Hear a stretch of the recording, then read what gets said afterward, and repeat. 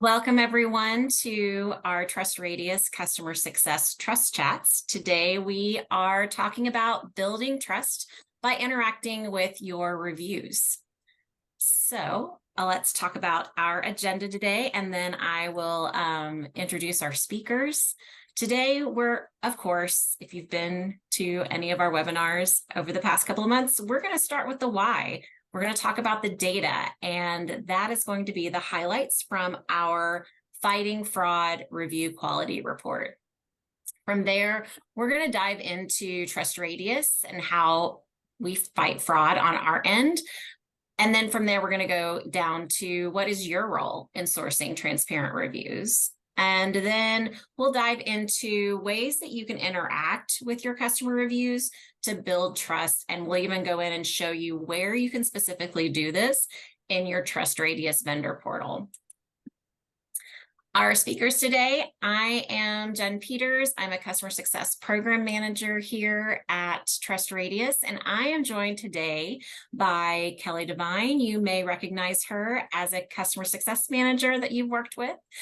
We also have Wes Lawrence, who's an account manager who's joining us. And then last but not least, Katie Marino-Kyle. She's a research operations manager with us. She deep dives into all the review content. And Katie, I want to thank you for being here because today is the final day for top rated awards and those reviews to get in. And I know you have been super busy making sure those reviews are accounted for and published on our vendor pages. So thanks for being here. Thanks. Coffee is my best friend, so I feel that. Absolutely. Well, Katie, I am going to hand it over to you to talk about the Fighting Fraud Report. Yeah, absolutely. So this year's our second annual Fighting Fraud Report, and it's all about our review quality from the previous year. Last year, we were able to help at TrustRadius 14 million buyers make purchasing decisions and published over 21,000 reviews and almost 100,000 ratings. And that information helps people make buying decisions.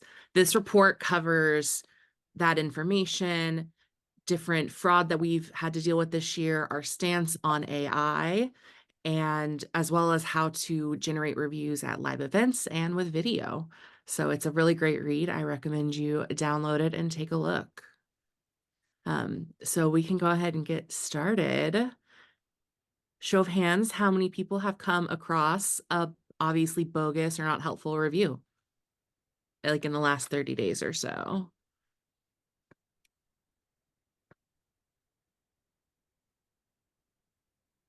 All right. Couple minutes to answer.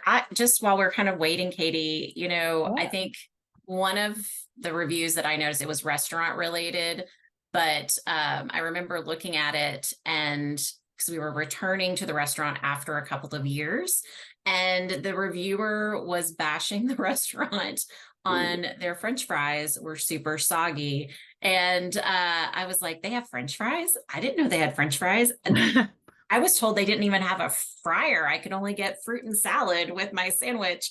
And actually the restaurant owner came back and went, we don't even have a fryer. I don't know why you're commenting on our soggy French fries. So yeah, whether it's like the wrong restaurant or the wrong city, if it's like a franchise, or, just people wanting to wreak havoc. We don't know. But, we see it in B2C, whether you're on Amazon too, and, you scroll down to a product review and you see that there's 150 5-star reviews and there are no words, or they just say fine, or it says, I got $5 to rate this 5 stars.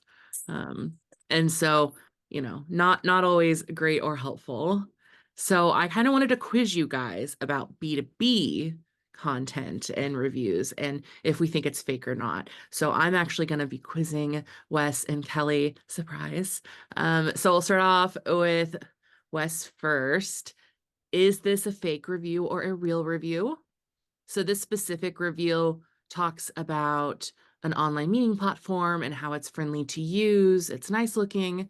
This person works at a nonprofit and they give the product a 10 out of 10. What do you think, Wes? Do you think this is real or fake? Or do you need more information to make that decision? I'm gonna go with fake. Why do you think that? For starters, it's pretty short.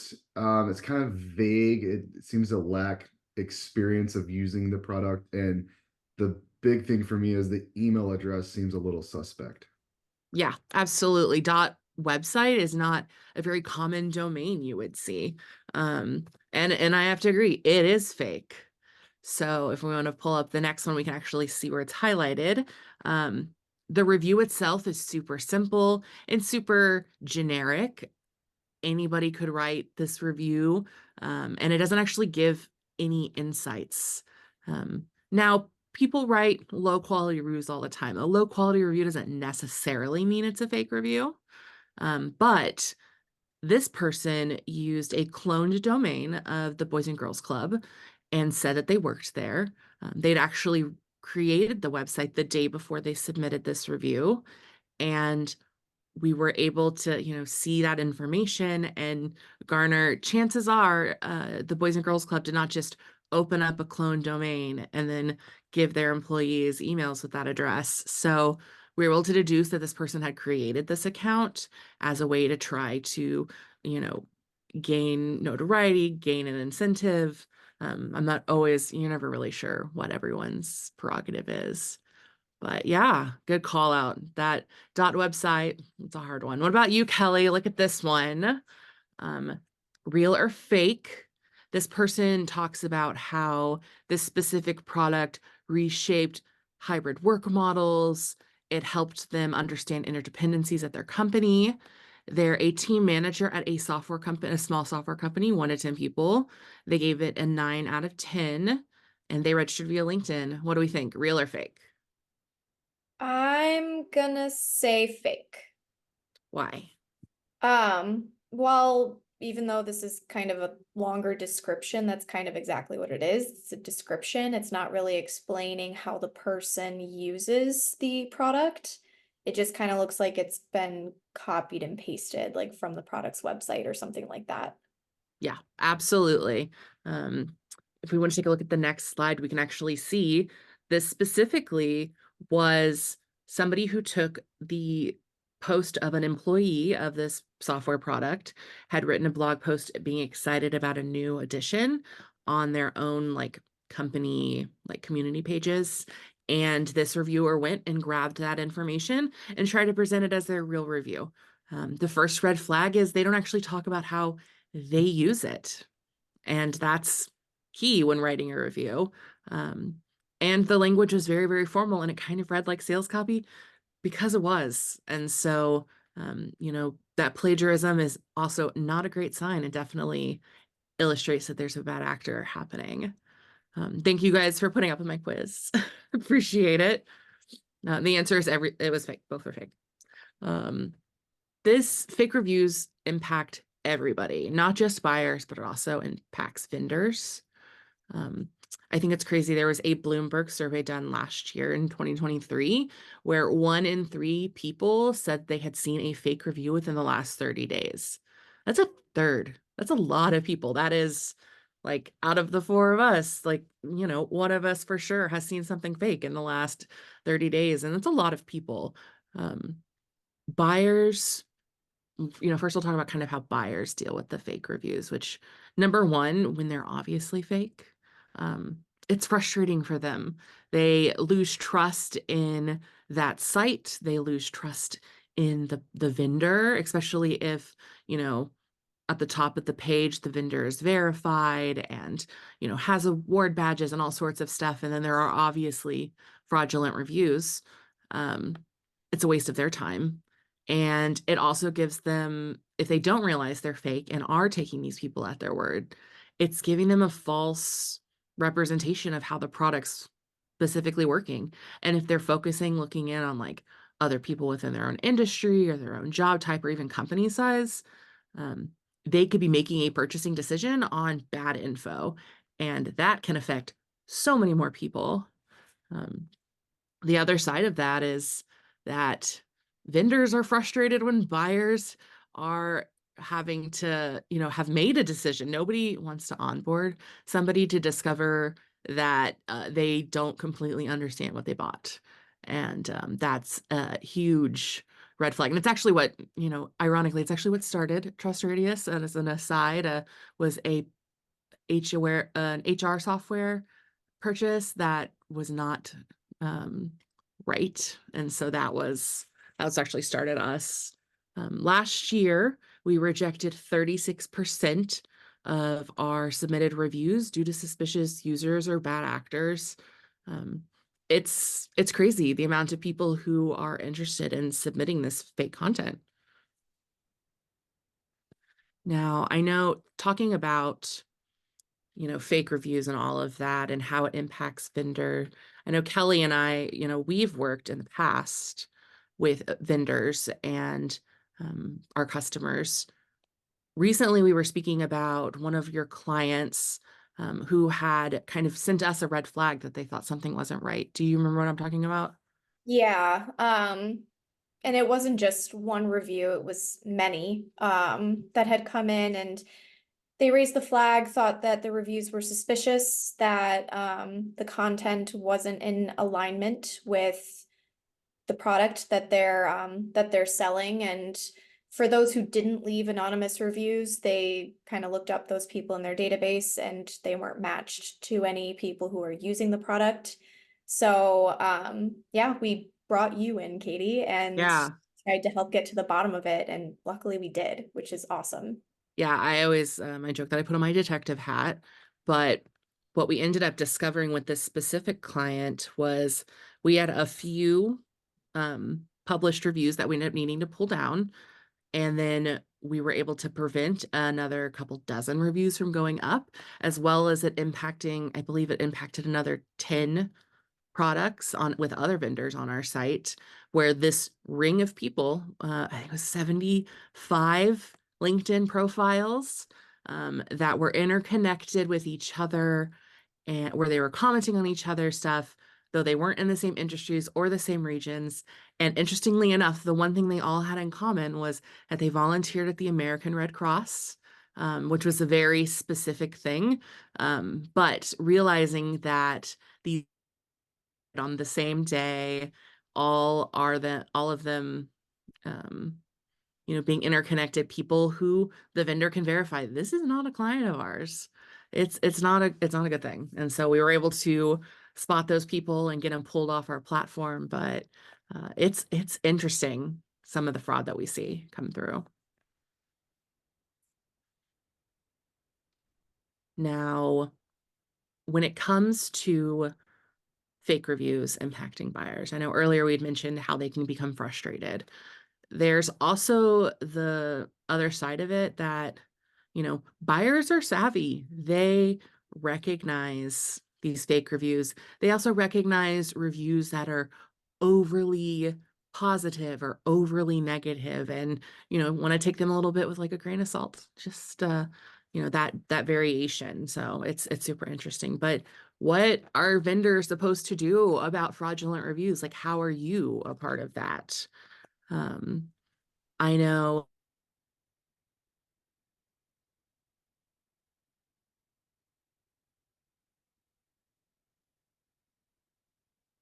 See, did we lose Katie? I think so. Yeah. Right. I mean, Wes, you were gonna Yeah.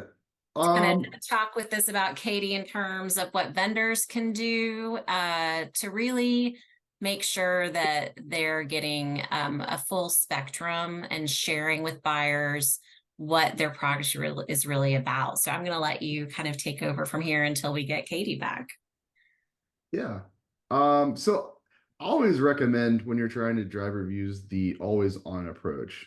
So this is where you can drive reviews when you're not even trying to. So having a link in your support tickets, placing a link in your email signatures, adding review requests in your customer newsletters. I think one of the better ones is even having the live events. There's a great strategy for driving in-depth reviews. So we definitely want to have as many reviews as possible. It's very important to do that. But it's also important to remember you don't want to cherry pick.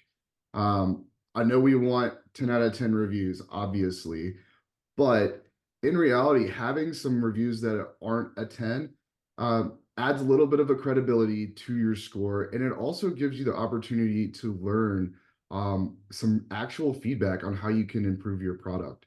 It does affect your score positively when you're not cherry picking. So I do think it's crucial to be able to not cherry pick and also have the always on approach.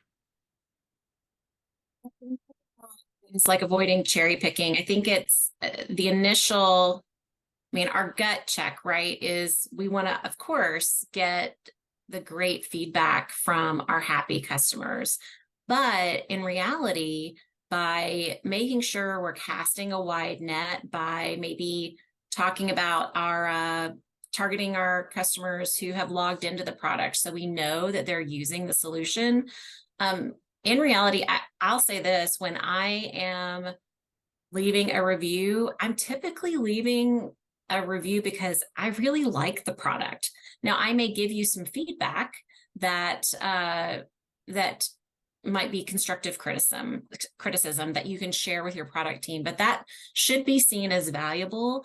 And once again, yeah, if I see a 10 out of 10 rating, it's going to draw my attention, but I'm going to personally be skeptical. So when we get to kind of talking about looking at who we're asking for reviews, really, taking away that fear and understanding that usually those customers who do enjoy your product want to share about that. I am, when it comes to things like restaurants, or I'm a big backpacker, backpacking gear. I will sing the praises when I find a piece of gear that I love. You can't get me to shut up about it. And your customers are going to be similar when it comes to your product. So don't be afraid to cast that wide net. Additionally, I know Katie's going to step in here too, but the FTC, we have to worry about FTC regulations and when it comes to cherry picking. And Katie, welcome back. Sorry about that, you guys. Yep, it is technology, storming right? where I live, so the internet decided it wanted to blink. Apologies, but I know you're in great hands. So FTC, nobody wants to get in trouble with them. Am I right? Fines, all sorts of not great things.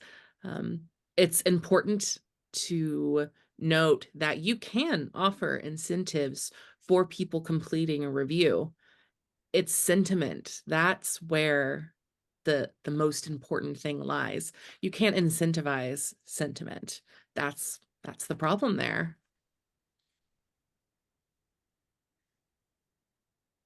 Now, speaking about, all of these kinds of reviews and how not to source reviews, I guess would be a good thing.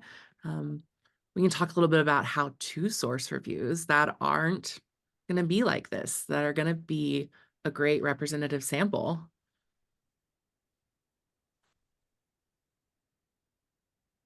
I know that Wes, we've talked about this before, and you've worked with customers as well on it. Yeah, we had touched on that just a minute ago, but it's essentially the always on approach, like, where you're always casting a wide net. You're gonna have your files that you can upload to us, and we can help source reviews in your campaigns to help you get the awards. But it's important to make sure it's something that's constantly happening as well in the back, a good process in place. So like the support tickets, things like that, the live events, I think those are just crucial. Yeah, and it's really great to keep reviews when you have it out, that ask out like that. The reviews are continuously coming in, which means your page is always staying active, which impacts rankings. It's keeping your own customers involved and keeping a good pulse point on them for your own renewals. And so it can really be a great tool to have that, around all the time. And, it's important that, neutral language ask. You can't say, like us, give us 10 stars on this website and we'll send you $25. That's definitely not how we want to ask for a review. It's important that you're clear that it's a thank you for their time and not their feelings specifically. And, speaking of incentives, it does help with conversion rates because our reviews do take on average between 10 to 15 minutes to complete. And that's a chunk of time for some people. And so it's important that we do thank them for that time. And so it's really great to highlight that, if you will. And all of this to say, as you're sourcing reviews ethically, it can impact something that we call the TR score on our site. And that is the number at the top of your product page, and it impacts how you rank. It impacts awards, and it impacts what buyers see when they first pull up your page. Part of that is our True program, which Wes and I were recently just talking about when it comes to guidelines and applying. Yeah, I think it's crucial to get the True certification. It's basically the Airbnb superhost of reviews. So Yeah. it's kind of like a signal to let buyers know that the reviews they are reading are legitimate and they can trust what they're reading. And that can be really important, especially in like a crowded marketplace. So we always recommend to apply to get your True certification. It's completely free. We'll drop the link in the chat, but it's something that you can do every 12 months. It's a rolling 12-month certification, and there's just a lot of value to it. Yeah, absolutely. It literally is a giant badge that says you are trustworthy and that these reviews are legitimate.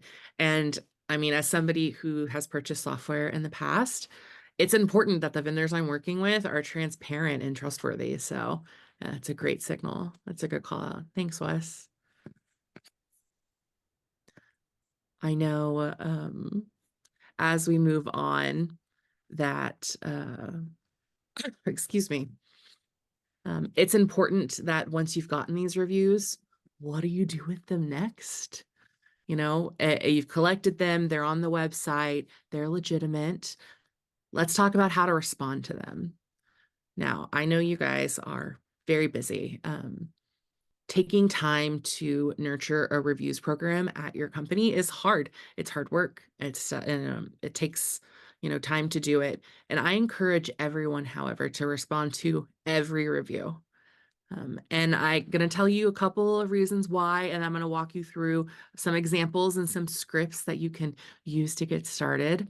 I recommend setting aside 20 to 30 minutes once a month, maybe with your morning coffee, to sit down and respond to reviews and, keep a pulse on what's happening. The benefits of continuously reading your reviews and commenting means that any Hail Mary, like renewal pitch saves, if somebody comes in and leaves a review and they're frustrated or they have pain points, you're able to, get with your own success team and, hopefully troubleshoot that person and change their day around. It can help your product team create a roadmap for future features. It can also help you celebrate. Maybe you just recently launched a new way to do your implementation and it's being received really well. And that's invaluable feedback. And it's important to go in and comment in that stuff because other buyers are seeing those interactions. I don't know if you guys have ever been on Yelp and you click a negative review and a restaurateur has responded in a additionally very negative way. It makes you maybe not want to go to the restaurant at all. And so I think that it's important, whether the review is positive, negative, or middle of the road, that you should respond. So first, let's talk about negative feedback. It's definitely everyone's least favorite thing, but I like to remind people that no product is perfect, but lots of pretty close to perfects. And a lot of that has to do with industry type, company size, that's impacted by the economy. There's all sorts of reasons why people have certain feelings. And so when you're looking at negative feedback, I think that it's super important to, address the specific issue and apologize, even if, it doesn't feel like it's a wrong versus just a wrong fit. I think it's important to acknowledge people because your future customers, these buyers, are going to see that interaction and see, oh, if we do have problems, at least this company listens. Like that's kind of helpful. And, it makes any nerves about implementation or bringing a completely new product into a new company kind of eased. Offering a solution. So maybe one of their pain points is specifically around using a certain feature or some type of, reporting or whatever. You can maybe share a knowledge base article that you have on your own site or a link to a training video to help them conquer that issue. And then, of course, I always encourage people to remain professional and invite further feedback, because a lot of times these reviews are anonymous. So I encourage you to include how to contact you specifically so that they can get a hold of somebody at the company to help with their issue if they would like. And that the really great thing about having this commentary and this dialogue is that people will often go back to their reviews after things are often solved, improved, maybe a year has passed and things are just going better, and they'll update that content and that review. And so that is a really great thing for other buyers to see as well, that journey of becoming successful. And on the other side of that coin is, our positive reviews. I know the default is just going to be like, thanks, and move on with your day. But I think that it's really important to express your appreciation for your customers who took this time to fill out this review, to give you feedback. You know, they're celebrating your team specifically. It's a great way to just thank them for their time, because at the end of the day, it does take a minute. And so personalizing that response, if they're not anonymous, using their name is super helpful, or specifically referencing something they mentioned. Maybe they called out their CS leader or somebody specifically in the sales process and how they did a really great job and it led to a really smooth implementation. It's important that, you specifically point out some things. And the added bonus is you can actually highlight things within their review that you want to make sure buyers didn't miss. And it's a good way to oh my gosh, I can talk. It's a good way to explain everything again. And then encourage continued engagement. I think that it's important to continue the dialogue, even with a person who loves your product. Having continuous engagement, knowing that your team is making the right product change decisions, that, your users are actually getting the ROI that you want them to have out of the product. And you might learn something new about your product and how somebody uses it specifically in their industry or in a creative, non-standard way that you can use to, increase your own, opportunities. And so we have all of these. I know Jen's going to share them, but these are some great scripts. I encourage you to open up a Word doc or a Google Doc and make yourself some base scripts. And then as you go through and comment on your reviews, you can, which Jen's about to show you how to do, use these to get started with. I think these scripts are really helpful, Katie, just to have on standby, just to add them as part of your workflow. And speaking of your workflow and just some management tips that we have, you can go into your TrustRadius vendor portal to respond to these reviews. And you may or may not have noticed that there is a comment section when you go in to your review to manage that, to go in and tag or highlight those quotes to build your Trust Quotes library, just to get those quotes into syndication, or to be part of your Chrome Quote Finder extension. Just make commenting to that as part of that piece of work. It doesn't take a lot of time. And if you have kind of scripts set up that you can adapt to that specific situation, that will just help you work more quickly as you move forward. And also don't forget to monitor things in the reporting section of your vendor portal, like reference candidates and follow-up requests. And just a reminder, I typically get questions from customers about, what is a follow-up request exactly. And sometimes we refer to reference candidates as hand raisers.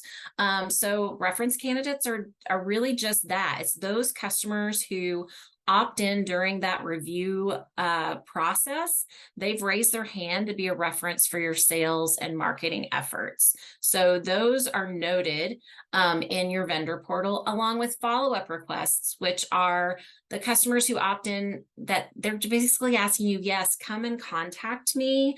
I want to talk to you or your team to discuss my experience, because it may not have been as stellar. And that doesn't mean that it's necessarily an angry customer, but they just might have some really good feedback, and they're willing to meet with you and share that with you and your team. And that can be really valuable.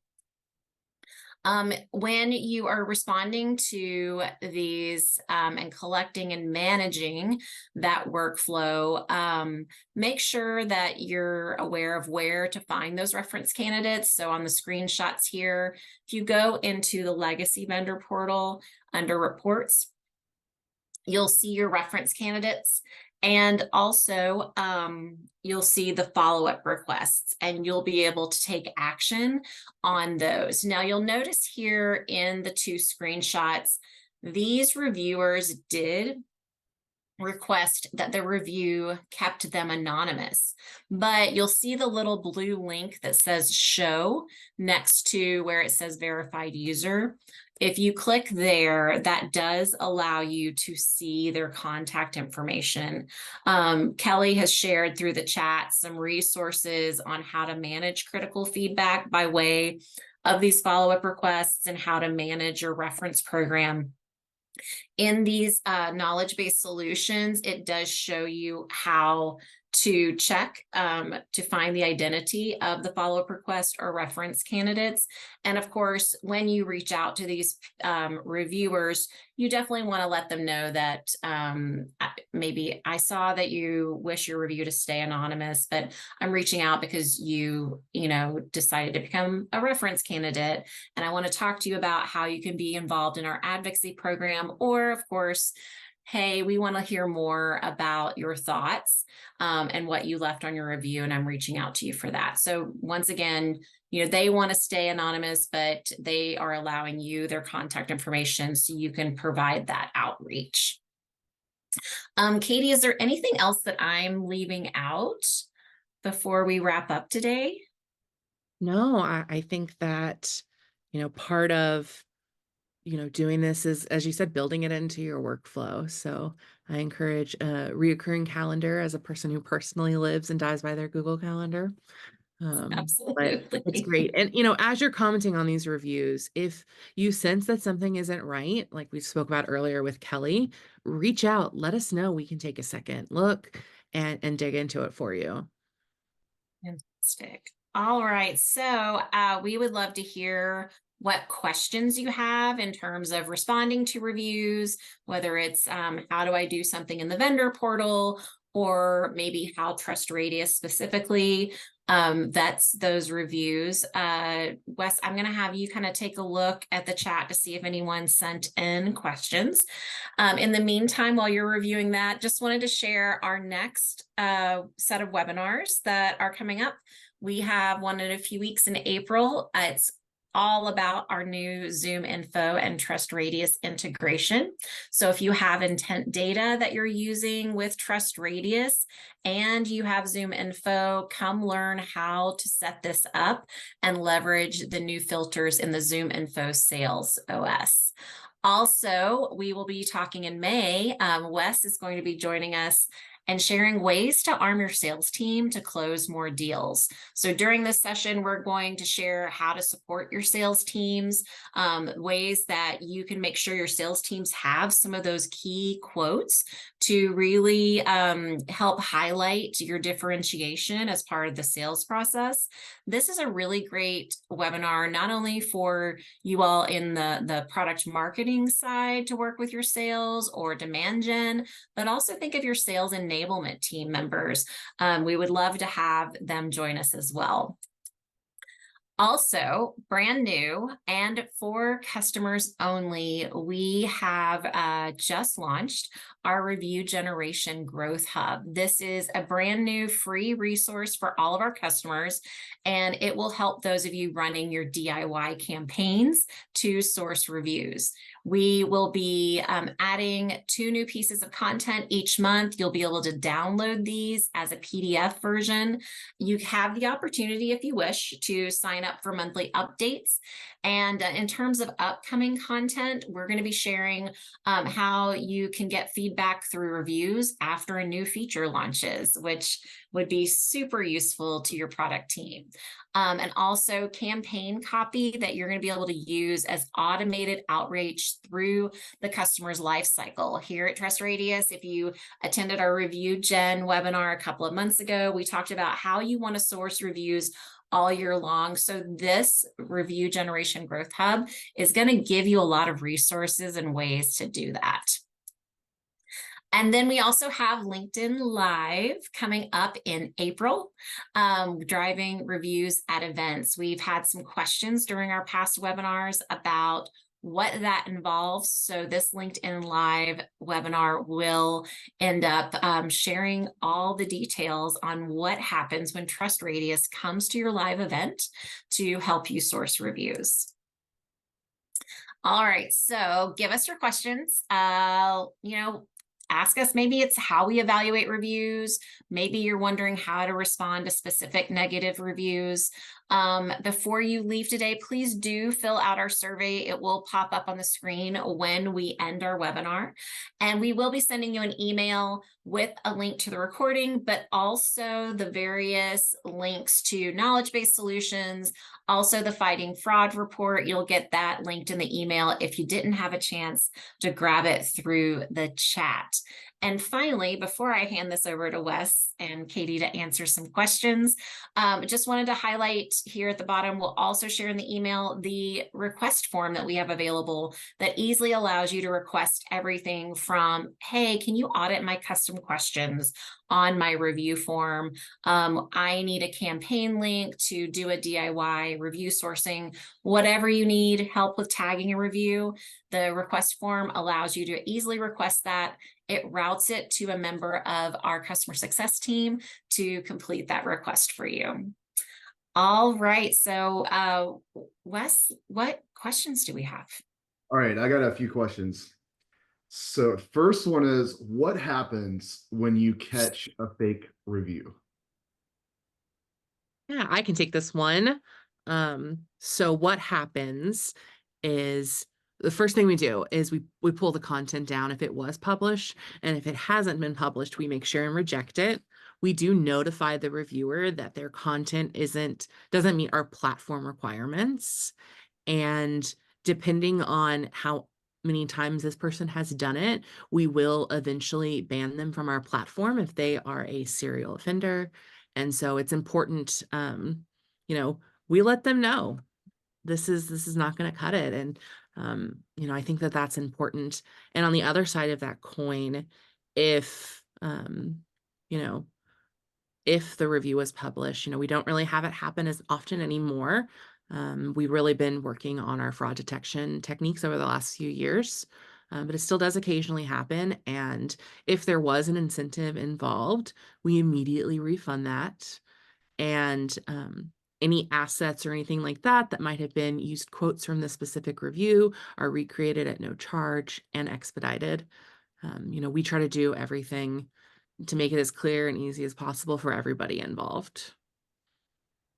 Awesome. Yeah, that was going to be my next question is, we have X amount of dollars in our incentive budget. So those dollars mean a lot to me and my team. So you touched on, if we do catch a fake review, those incentive dollars are refunded, correct? Yeah, absolutely. And I know Kelly can talk to it as well. It is automatic as well. So it's not something that you have to make a request for, or, it's going to take it's handled, which is great. Awesome. One more. So I think I'm sourcing reviews correctly, but I'm not the one who provides the list. Is there anyone I can talk to in order to make sure we are following these recommendations on our next campaign? Yeah, absolutely. So, Kelly, yeah, just to add, I'll add to that. We did put in the chat the link to our office hours. If you, after this webinar, maybe you have some additional questions that pop up an hour later, or maybe on Friday, you can sign up for our office hours. Currently, we're offering those Monday morning and Wednesday afternoon. So if you'd like to come talk with any of us as part of the customer success team, we will be available during those times. So we will go ahead and wrap up. Katie, Wes, Kelly, thank you so much for bringing us this information today. Once again, to our audience, we will be sharing the recording. Please do fill out the survey that'll pop up once we have ended the webinar. And we've shared a link to the Fighting Fraud, the review quality report. Be sure to take a look at that. It's some really interesting data there. And once again, don't forget, we do have the new support ticket, that request form that we shared during the chat. If you need review campaign support or anything else along those lines, we can definitely help you through that avenue. Thank you so much for taking time out of your day today. We really appreciate you joining us, and we will look forward to seeing you in our future Trust Chats.